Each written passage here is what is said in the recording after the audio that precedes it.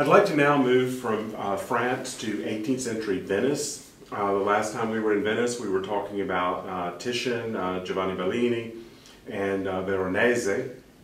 I'd like to go back and visit it in the 18th century, and in the particular context of the Grand Tour. The Grand Tour was a cultural phenomenon that swept 18th century Europe and contributed greatly to the cosmopolitanism of the century. Visitors from all over Europe, but especially from the British Isles, flocked to Italy, partly for entertainment and partly to complete their cultural education. Italy being believed to be the sort of the cradle of Western civilization. It's where the art was, it's where the great collections were, and many of the Italian city-states had their own core cultures dating from the Renaissance, which we saw earlier in the semester, places like Ferrara and Parma, Bologna, and other cities in Renaissance Italy. The Grand Tour was comprised mostly of young men. The average age of a Grand Tourist to Italy in the 18th century was 17. Very rarely did people go when they were past their mid-20s. In Britain in particular, it was considered almost a qualification to be in Parliament or for any form of public career to have gone to Italy to complete one's gentlemanly education. As the 18th century progressed, the Grand Tour did become somewhat more gender diverse, but still, even at the end of the century, when the French Revolutionary Wars ended the 18th century form of the Grand Tour, women were still in a very small minority of people who went there. The tour had various destinations within Italy. Rome, of course, as we will see in a few minutes, was the primary goal of most of the Grand Tourists. But other cities were important as well: Naples, Florence, and especially Venice. Venice was noted for its festival culture. You'll see this on the key terms list in the third position, Venetian festival culture. Festival culture was basically a form of public entertainment for Grand Tourists in a way to get them to spend their money.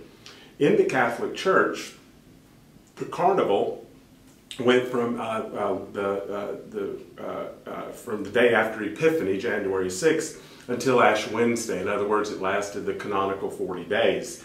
But in Venice, they kept pushing it back, and by the 18th century, middle of the 18th century, Carnival began in the middle of September and ended again with Ash Wednesday. This allowed for parties, festivals, mass balls, and public entertainments to go for several months, and this enormously enriched the city. As we mentioned when we were talking about Titian before, Venice was a city that had an imperial profile. It controlled much of the Balkans areas, the islands of Crete and Cyprus, a large portion of the northeastern Italian mainland.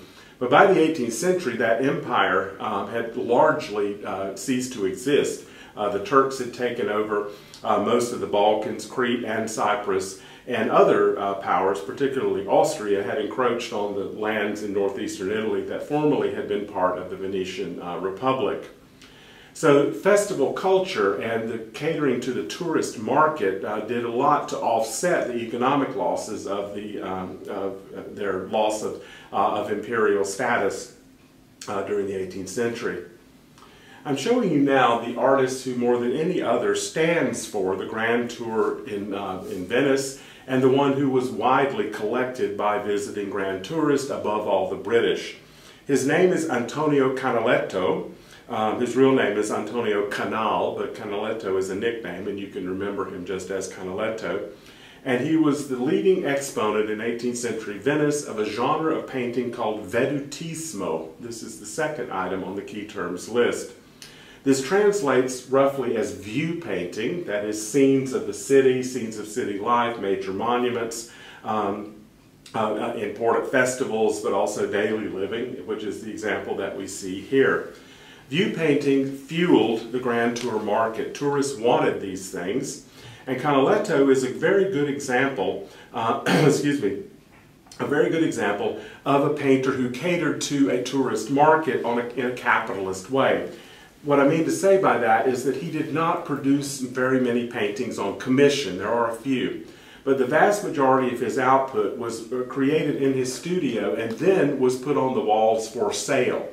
the way we think of a modern gallery. This is a very important distinction between working on commission and then working for the open market.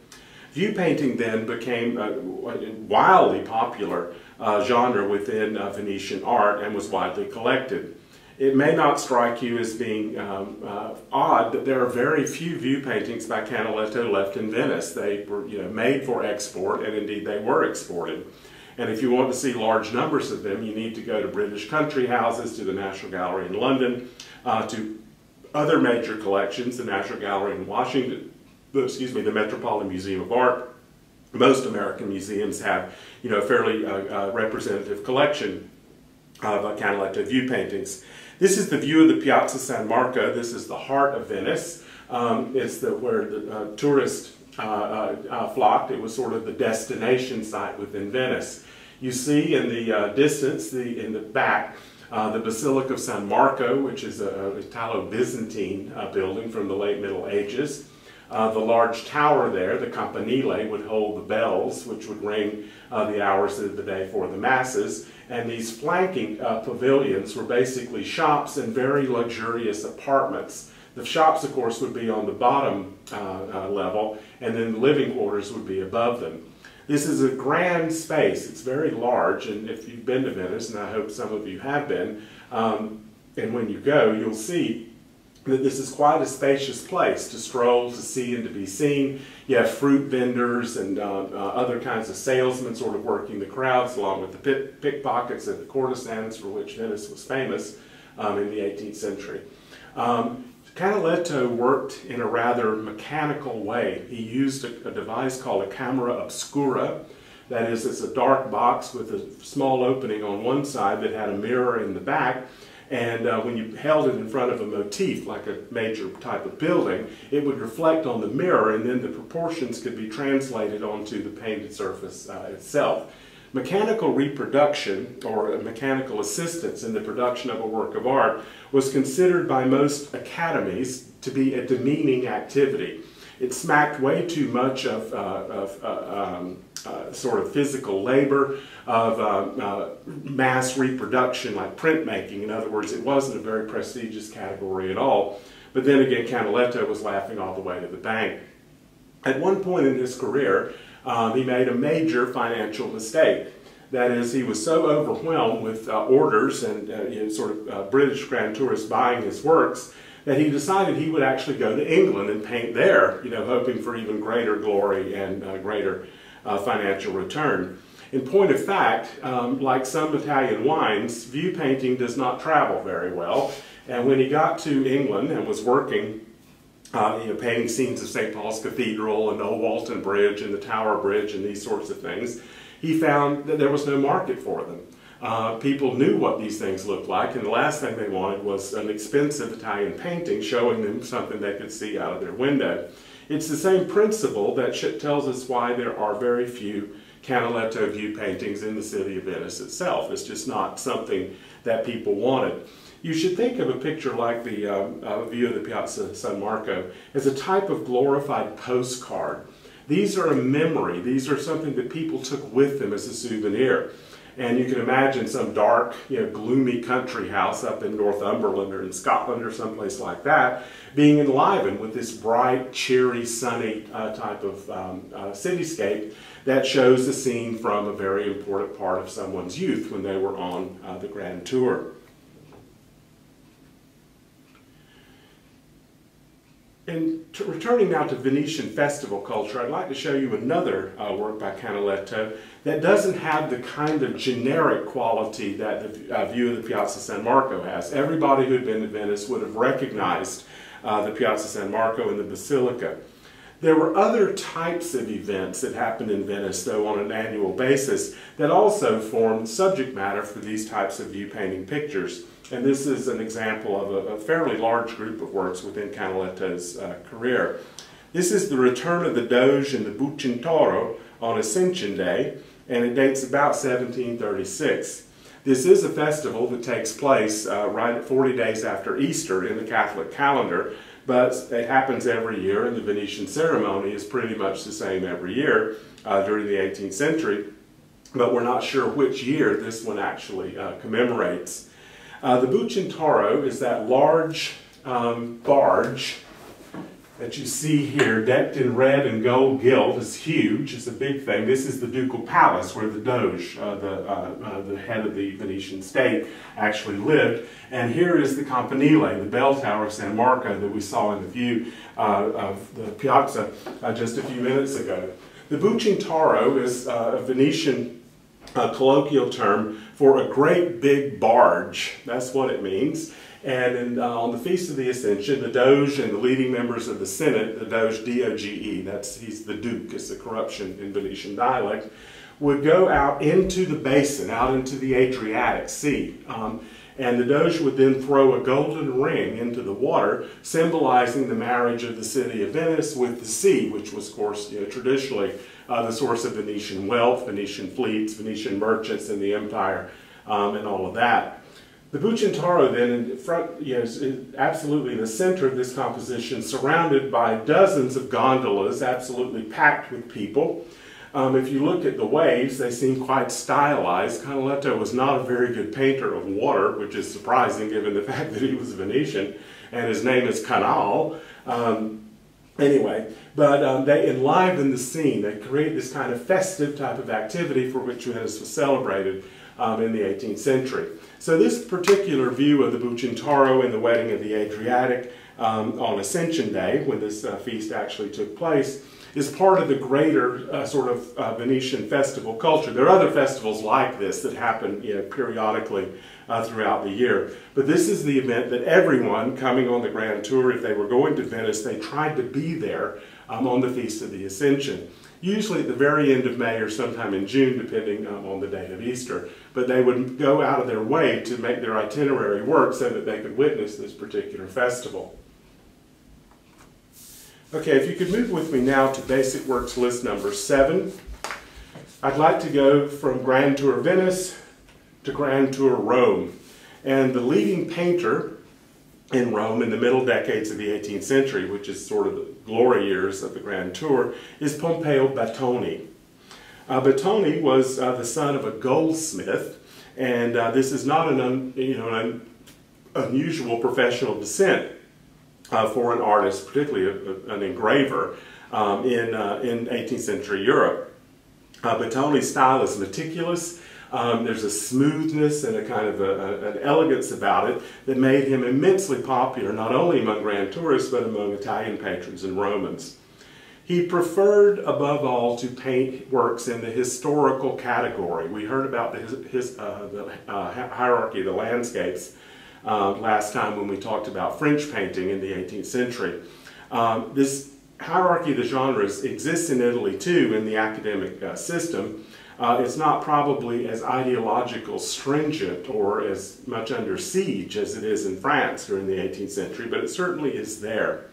Battoni thought, as many other leading painters did, that history, that is religious art, mythological art, allegorical art, was the absolute sine qua non. This was the greatest category of art for a serious painter. But as we saw in France in the 18th century, some of the same forces are at work in Italy. There is not as much of a market for historical art, other than church altarpieces in Rome and elsewhere, as there are for portraits and genre paintings, that is, scenes from everyday life. The work I'm showing you here is characteristic of what Battoni thought was in the grandest category.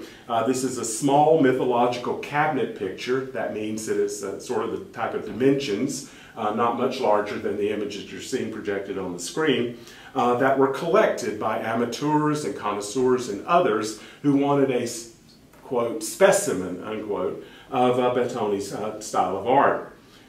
These pictures, like the Diana and Cupid that I'm showing you here, were very expensive. It would cost 3 times as much for one of these as it would a full-length portrait, for which Battoni was celebrated as well. This particular picture embodies Battoni's porcelain aesthetic. This is an item on the key terms list. Porcelain in the 18th century was called white gold. It was extremely expensive. A small tea service of porcelain, you could buy 5 cabinet pictures of this type for what it would cost. The best porcelain of all, of course, was brought into Europe from China and sometimes from Japan in the 18th century. But Europeans were very, very keen to sort of emulate it, to kind of figure out how it was actually made. They were astonished by the smooth, glossy surfaces that at the same time were immensely difficult to break or crack. It could withstand fire, you could boil water in it, and its decoration was left intact. That sort of smooth, elegant surface, Bottoni and other artists would translate into their painted surfaces. There's almost a jewel-like smoothness. Remember, his father was a jeweler. Sort of a jewel-like surfaces and smoothness of this that emulated the type of porcelain aesthetic that was so widely prized in 18th century Europe.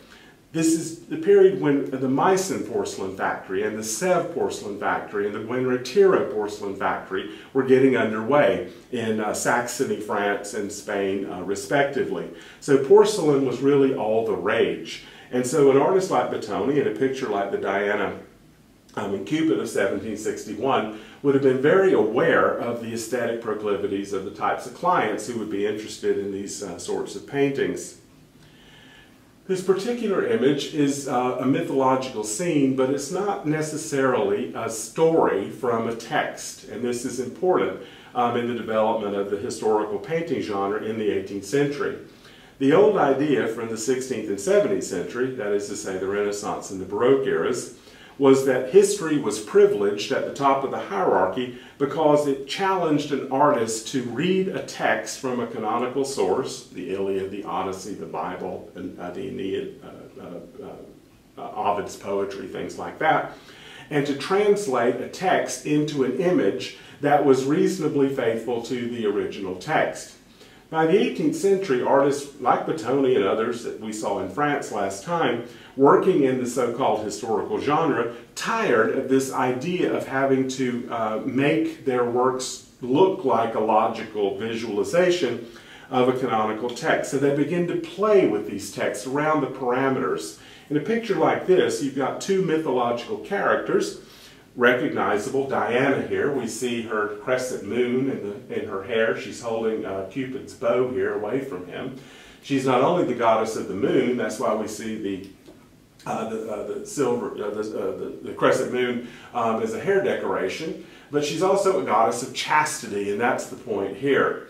And the hunt, and we see the dogs over here. And of course, Bottoni knew the British tourists were going to love pictures like this, so you have to put in hounds, you know, most of his Grand Tour portraits, because Grand Tourists travel with their dogs. They left their wives and daughters at home, but they would certainly bring their dogs. Anyway, so good-blooded dogs like the hounds that you see here would have had an appeal to, you know, sort of Bottoni's major audience for patronage. Diana here, goddess of chastity, is holding Cupid's bow. See the quiver of arrows that you have here on his left flank. She's holding his bow away from him so that he can't shoot arrows into people to inflame their passions. In other words, allegorically, this reads as kind of chastity triumphing over sensual love. But Bottoni isn't all that serious about the type of allegory that we see here. He's primarily concerned with playing with the historical characters. There's no text anywhere in ancient literature that talks about something like, well, one day Cupid was about to get up to some mischief, and Diana came along and seized his bow, and Cupid was frustrated, and the hounds were baying at the moon. You know, I mean, it's not, in other words, this is not a textual representation or visualization of an existing text. It's taking real mythological characters and sort of reconfiguring them for a modern type of purpose. And that's the type of thing that appealed. Bottoni's system of selling these types of pictures is actually quite ingenious and very Italian in that sort of sense of furbo, as the Italians call it, clever, sort of almost diabolically clever. Bottoni knew that these things were expensive and that these were the kinds of things that he liked to paint. So, but his Grand Tour patrons, for the most part, wanted portraits of themselves. I'll anticipate it by showing you this Grand Tour portrait of Colonel Gordon. We'll talk about that in just a few minutes. Anyway, Battoni would paint these mythological cabinet pictures, and he would hang them on the wall of his studio. When a grand tourist came in and saying, "Oh, Signor Battoni, I would like you to paint my portrait," because you're known for portraits, and everybody who comes here who's important wants to have a portrait by you to take home with them to England, or to have shipped to England, actually, after they leave Rome. And, I'd like to sign a contract with you. Well, Battoni says, and he's in the room with this on the wall, mind. He says, "Well, I'd love to paint your portrait, Lord Dumbello," or whatever your name is, "but I'm so swamped with work. I tell you what, if you come back a year or two from next Tuesday," I'm making this up, but not much. "If you come back a year or two from next Tuesday, we can sign the contracts, and I'll take the original. We'll have the first sittings, and then I'll execute your portrait." Well, then Lord Dumbello, appositely says, "Well, I won't be here in 2 years. I'm only here for a few months, and then I'm going to Naples and to Venice to see the Ascension and the culture and festivals and all that kind of stuff, and then I'm going back home." Well, Battoni says, "Oh, well, that's really too bad. I'm just not sure. But if you really want a specimen of my work, let me show you my Diana and Cupid that I just finished, 1761, that I just finished a couple of weeks ago. The paint is still wet. And I just want you to admire it, this is a very nice picture and all of that." And then Battoni drops the little strong hint. "If you buy this off my wall, I will move you up in the portrait queue.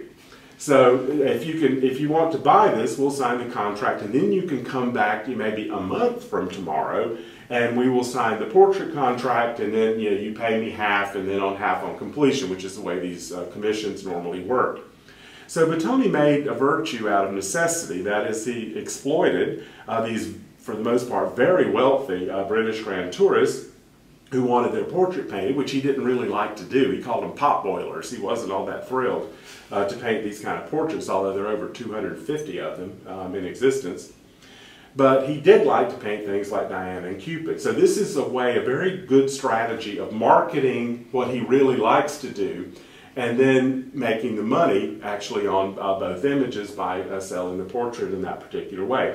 Now, not everybody bid. There are a lot of people just said, "Well, no, I can't really afford this," or "don't want to pay for this picture and my portrait as well." But it worked often enough that it encouraged Battoni for about 30 years to continue to paint these kinds of mythological cabinet pictures, to have a good 6, 8, 10 paintings supplied on hand, in case he could then persuade one of his portrait patrons to take it in addition to the portrait.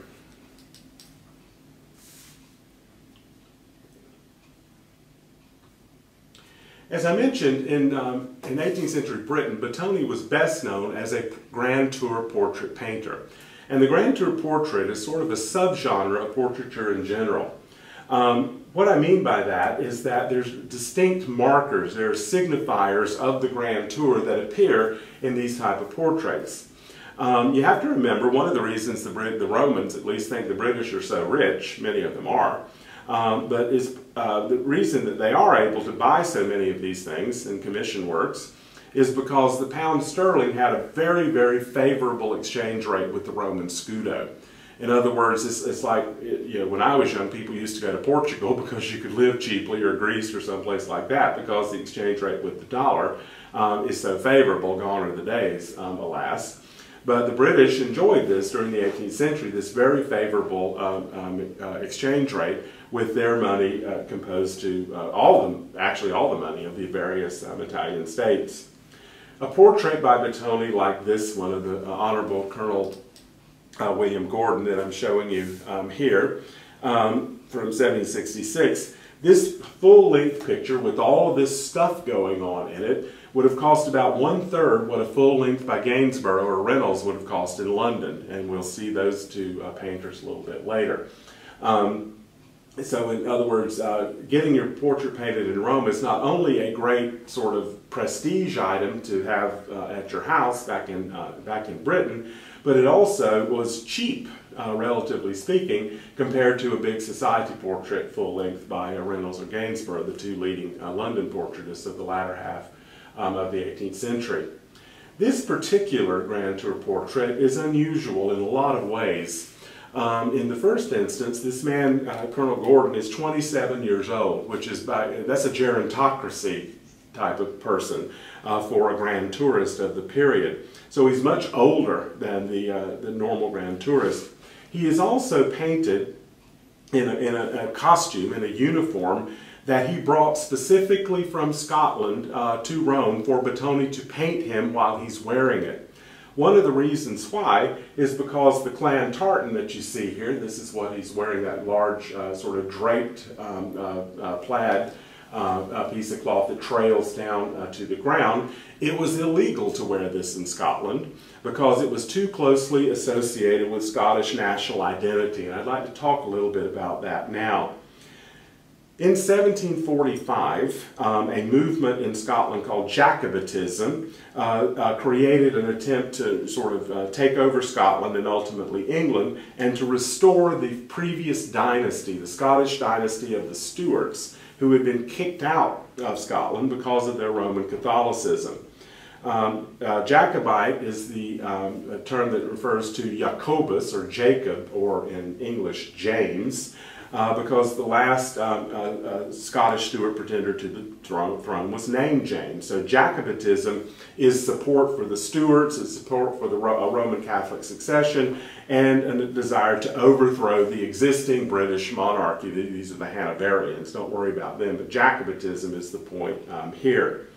In 1745, the Jacobites rose in Scotland. They actually invaded northern England and were marching on London when they, because of supplies and lack of support in England, they had to turn back.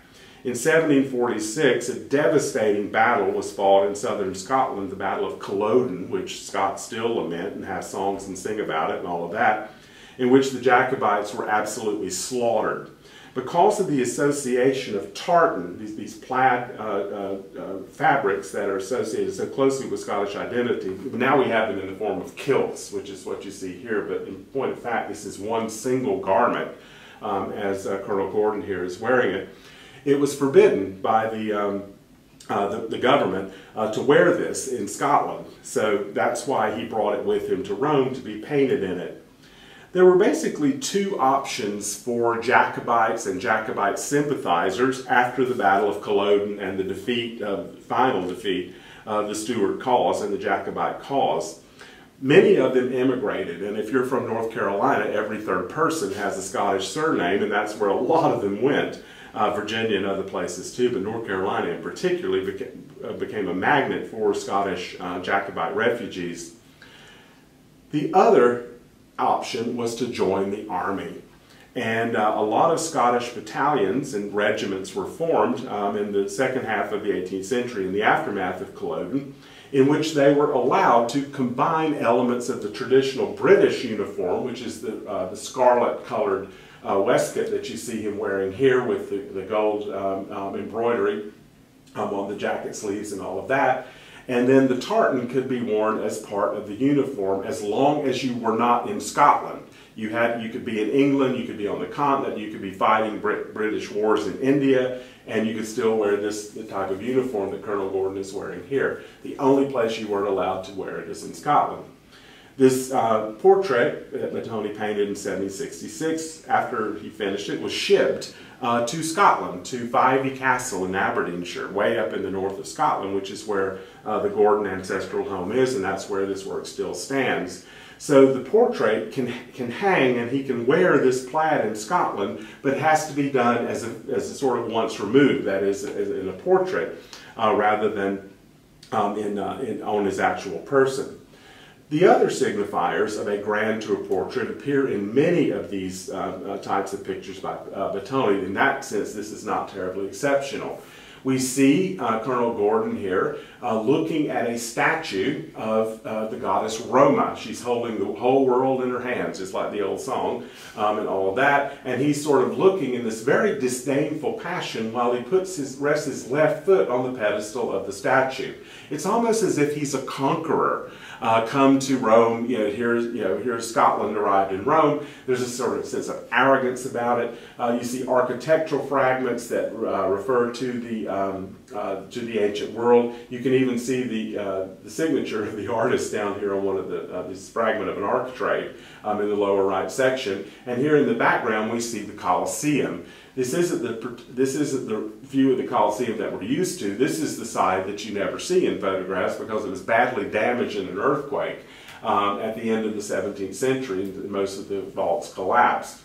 So the Colosseum in ruin, in real ruin, is again another idea that Scotland here is sort of asserting itself over Rome. The reason why this becomes a part of Scottish national identity is even though the English were conquered by the Romans in the ancient Roman Empire, the Romans invaded Scotland on 3 different occasions but were never able to take over the country. So Scotland remained outside of the empire of Rome, whereas England was actually conquered and absorbed, and this became a point of Scottish national pride.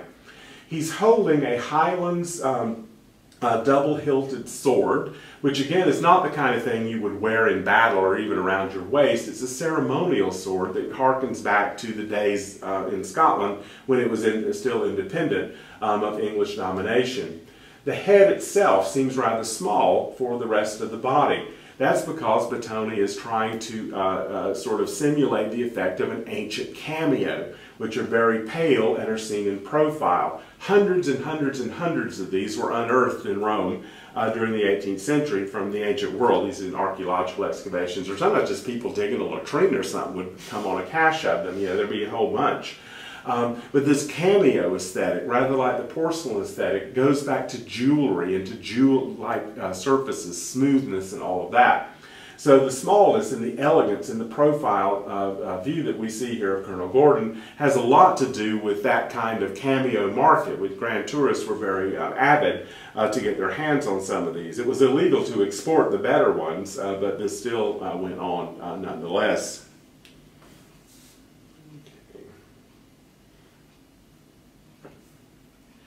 I'd like now to move from Venice and Rome in the 18th century back north, and I want to go back to England, where we haven't been in quite a while, actually since Hans Holbein, back during the Tudor period. 18th century British art is quite different from what you see almost anywhere else on the continent, primarily because Britain or England is a Protestant country, and there's a real problem with Protestantism in British art in all periods since the Reformation, but especially in the 18th century.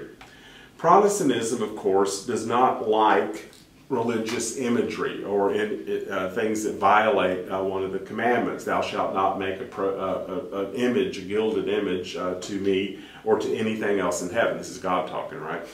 Anyway, Through the Burning Bush, you probably saw the 10 Commandments, the movie, with Charlton Heston there and all that kind of stuff. Anyway, one of the commandments says no graven images to God or to anything in heaven. Now Catholics took this with a grain of salt because they saw the efficacy of religious imagery to help teach Bible stories and moral lessons and the history of Christianity and all of that to people who are unlettered. That is, if you're an illiterate person, the only access you have to this is either through hearing it or through seeing it in a visual image, and the latter, of course, is much more impressive. Along the lines of a picture is worth 1,000 words.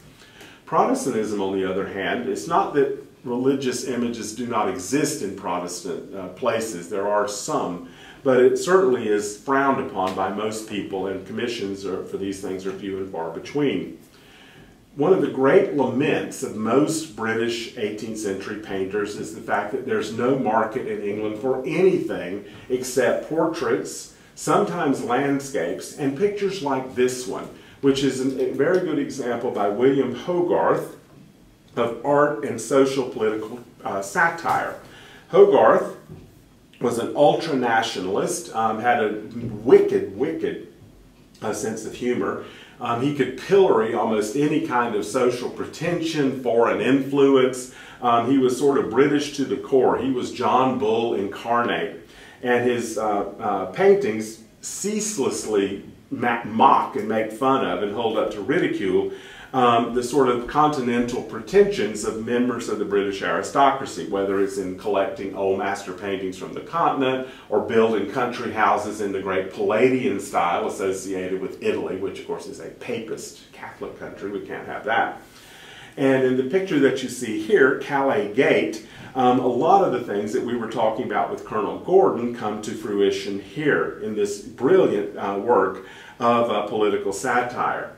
Calais Gate is, of course, in Calais, which is on the northern coast of France, and when you were coming from England to the continent, this would be the first French town that you would get to. It's where the port was.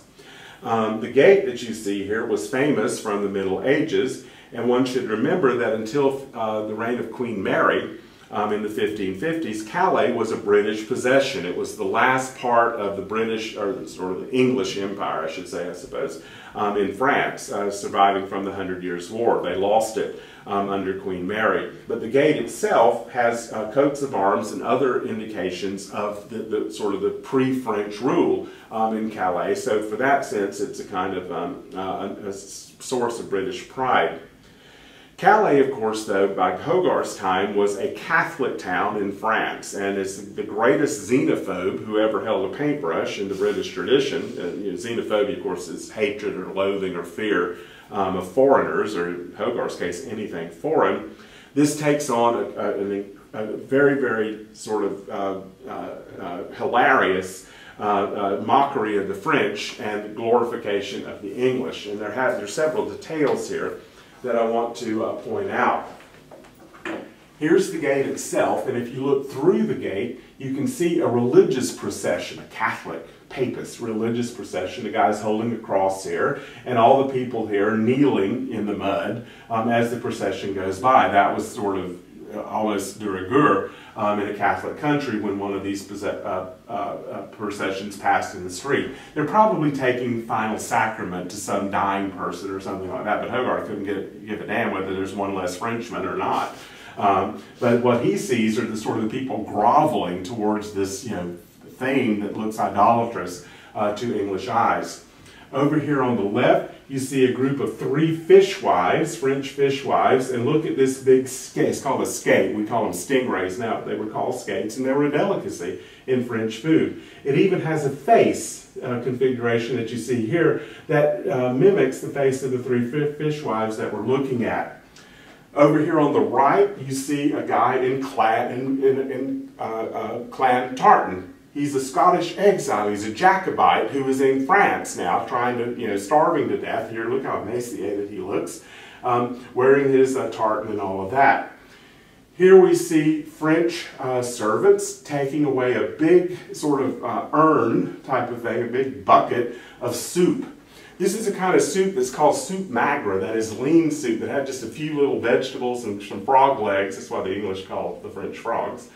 Sort of floating around in it, that was just nutritious enough to keep people alive.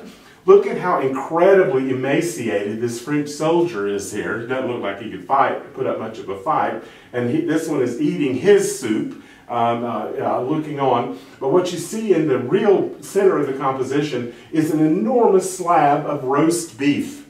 This picture's subtitle is called is Calais Gate, but it's also called "Oh, the Roast Beef of Old England." British eat beef, nurturing, manly, all this. French eat frog legs floating in soup maigre, that is sort of lean, gross broth, and all that kind of stuff. The monk here, of course, he's the only well-nourished Frenchman that you see in the entire composition. He's sort of putting his finger on the thing to lick it, to sort of get the juice off of it, and to sort of sample it. And he looks like he's been sampling quite a bit of roast beef. And he's headed over here to this building, which is the English Inn. In other words, British visitors coming into France are, they're staying overnight and dining there. They're going to get this, whereas the poor French are just getting this, brothy crap that is just barely enough to keep them alive. Hogarth never went to Rome, never went to Italy. He was on his way to Paris, and he stopped in Calais, and he was sketching the gate, the Calais Gate. That's what the name of the picture. And while he was doing this, the French soldiers, some of them thought that he must be a spy. So we see here, he includes himself, we see here Hogarth with a sketchbook here. Here's his head. Sketchbook sketching the gate. And here you see a hand and a halberd. That's just one of those big sort of swords that guardsmen carry in ceremonial situations. And one of them is putting a hand on his shoulder to arrest his movement. They took him to jail. They interviewed him for several hours. They finally decided that he was telling the truth, that he was actually an artist, and he was so disgusted with the whole thing that he just got on the boat and went back to England. So his grand tour is probably the shortest in history. He was in Calais for a day and then went back home. So he did at least get a sketch of the Calais Gate. Hogarth then is the typical artist of a very major genre of 18th century art in Britain, that is social satire. And if you take my British art course, I talk a lot more about Hogarth, but Calais Gate is a very good example of his sort of, is hilarious, but at the same time it's brutal form of social satire and commentary.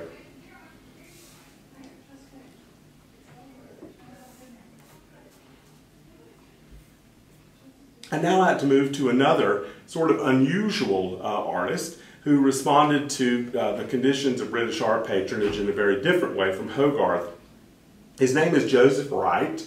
He's called Joseph Wright of Derby, not Derby in English, but in Derby, because that's the town where he was from. And there is another Joseph Wright who is a portrait painter, who was an exact contemporary of Wright of Derby. So that's why we call this one Wright of Derby. He was from the English Midlands. These are cities like Sheffield, Manchester, Birmingham, Leeds, sort of north of London, but sort of halfway between London and Scotland, way up in the north. The Midlands were the heartland of the British Industrial Revolution of the 18th century.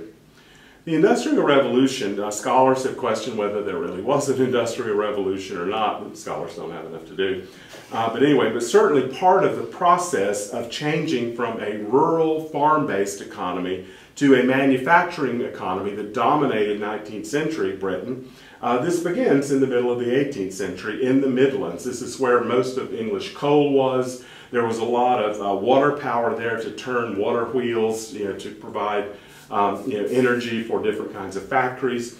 It was the center of ceramic production. We still have Staffordshire pottery and other kinds of British pottery. All of this produced in the Midlands in the 18th century. There are a whole lot of sort of early factory type of establishments that are making manufactured goods. Now remember, Britain in the 18th century is a colonial empire. They controlled India until the 1780s. They controlled most of North America, including the east coast of the United States, parts of South America, Pacific Islands, Australia. And what they did was take raw materials from those colonial possessions, bring them to England, combine them with sort of these burgeoning factories. They would mass produce items like woolen cloth, flintlocks, all kinds of watches, clocks, all kinds of things like this. And then they would re-export those to their colonies, which were sort of forced types of markets.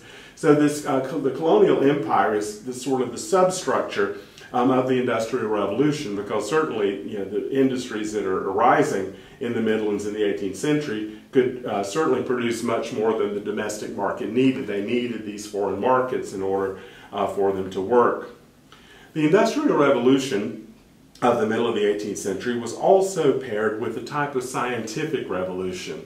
Now when we say scientific revolution in the British context, we're usually talking about Isaac Newton and John Locke and philosophy and things like that of the late 17th and very early 18th century.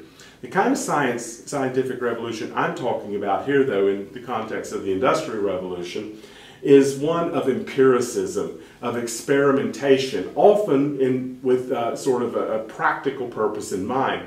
Locke and Newton were much more theoretically oriented. Science became more pragmatic in the context of the Industrial Revolution in the middle of the century. Wright of Derby is right at the heart of this. He painted a whole number of pictures that show this kind of experimental, scientifically oriented type of culture that dominated the British Midlands. This is his most famous picture. It's in the National Gallery in London now. It's called An Experiment with an Air Pump from 1768. And you see what I mean by the air pump. One of the experiments that many amateur scientists and people who were interested in scientific advancement did at this period was to try to create a vacuum in a hermetically sealed bell jar. You see it here, there's a canary inside. Some people call it a cockatoo, but I don't know, a bird from a beach. Anyway, but it's some kind of bird in this sort of glass jug where the top is sealed. That's what the sort of the Einstein-looking guy is doing. On the top of this, he's sealing the bell jar, and they're pumping with this. They're pumping the air out of the jar. When the bird faints, that means that you have eliminated the oxygen from the tube, and you have created a vacuum. Now you have to remember, at this date, it wasn't understood that that oxygen was necessary for combustion. That wasn't discovered until the middle of the 1790s, and that was done in France instead of England. But here, the creation of a hermetically sealed vacuum where the bird dies is basically useful for coal mining, because coal miners still, in the pre-modern period, would take canaries and bird cages down into the mines with them. And if oxygen became short, the birds would usually faint or die. That means get the hell out. It's time, there's no more oxygen down here, we've got to get ourselves up. The reaction to the experiment, and again, empiricism, this is the evidence of the eye. That's where knowledge comes from in this culture, rather than reading traditional texts like the Bible and seven-day creation and all of that. We see a group of people, all middle class, that's important too, this is a middle class movement, looking on at the particular experiment. The old guy with all the sort of the gray hair is wearing the robes of an Oxford PhD. That is, this is a very well-educated person. You see different kinds of reactions. Over here on the left, you've got a young couple who seem much more interested in each other than they do in the actual experiment. This figure here and this one, the light from it sort of reflects off of their face, and they're rapt. That is, they're intensely interested in what's going on in the experiment. This person is contemplating, almost like Rodin's thinker, before the fact, of the mystery of science that has just been revealed to him. This figure here, we assume, is the father of these two young girls. This one, the older girl, can't even look because her sensibility is moved by the death of the bird. So she's not so interested in the birds dying for science and all that as she is in the fact of the death itself. This figure here, the younger girl, is rather frightened but still keenly interested in what's going on in the bell jar. You see all kinds of scientific instruments and apparatus in these type of experiments. Figures like this one actually went from town to town performing these kinds of experiments for local people who were interested in what was going on with the scientific advances. Okay, this figure is one of the most interesting, if not the most interesting, in the entire painting. He's looking directly at us. It's not a portrait of the artist, but clearly we are to engage with this figure, and he's pulling aside the shade of the window, revealing a full moon outside of the window. That's because this picture, and Ride of Derby, and many of the people in it, who some of them have been identified, but I won't tire you with their names, were members of a scientific experimental organization called the Birmingham Lunar Society. Birmingham, of course, is one of the Midland cities, which was right at the sort of ground zero of the Industrial Revolution. The fact that they met on the night of the full moon, these are, remember, middle-class people, they have things they have to do during the day rather than just sit around and be powdered and fanned like aristocrats and all of that. They would meet on the night of the full moon because this would allow enough light for their carriages to take them home. So the Birmingham Lunar Society, it was founded in 1765, is one of these, and there are many others too. Some are devoted to botany, others to zoology, etc. These kind of scientific organizations that flourished in the Midlands, like the Birmingham Lunar Society, are really a very important feature of scientific and cultural life in the middle of the 18th century in a provincial setting. And Wright was always considered a provincial artist, rather in some ways like Hogarth, although Hogarth was London-based. The other thing about this too, the fact that it is a nocturne shows a sort of an indirect influence of an artist like Caravaggio, who we talked about a little earlier in the semester. By creating light and dark contrast, you dramatize the scene. And this is a moment of death. I mean, the death of the bird is right in the center, compositional axis of the painting. So you have this kind of emphasis on drama, reaction of the audience, the whole 9 yards. Wright of Derby actually was, unlike Hogarth, actually went to Rome and was there for about 6 years. So he absorbed this kind of lesson in chiaroscuro that we talked about before, tenebrism, this sort of style of contrasting light and shadow to create drama within an image. This is part of the sort of the artistic legacy that Wright had absorbed while he was in Rome, and then brought it back to England and sort of reinterpreted it in a completely different way from the original compositions. Thank you.